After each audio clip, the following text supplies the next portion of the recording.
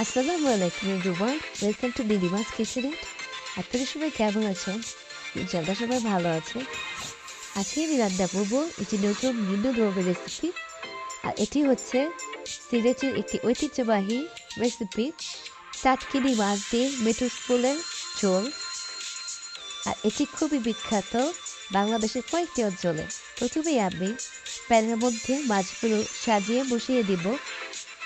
আমি নিয়েছি এখানে 5টি মাঝারি সাইজের টাটকিনি মাছ।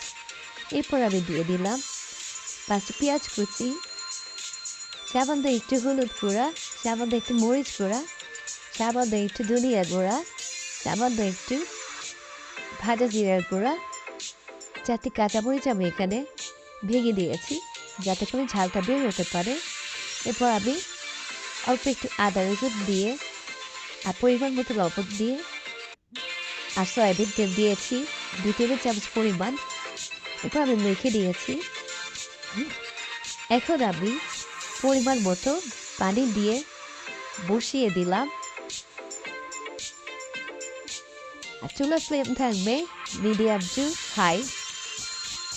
মাছগুলো সিদ্ধ হতে বেশি সময় লাগবে না, যেহেতু ছোটো মাছ খুলে যাওয়ার চান্স থাকবে অনেক বেশি। এরপর আমি দিয়ে দিয়েছি বেশ কয়েক টুকরা টমেটো। এতে করে একটু ট্যাঙ্গি ফ্লেভার আসবে। আর মেটুস ফুলগুলো দিতে হবে তরকারি যখন পুরোপুরি প্রায় হয়ে যাবে তখন। আর প্রথমে দিলে তরকারি অনেক বেশি ট্যাঙ্গি হয়ে যাবে।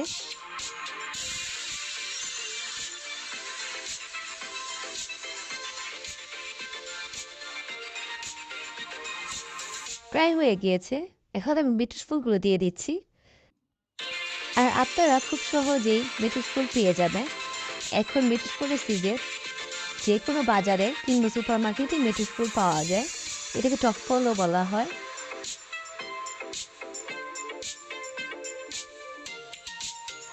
আর শরীরের জন্য কম মশলা তেলে তরকারি খুবই হেলদি হয়।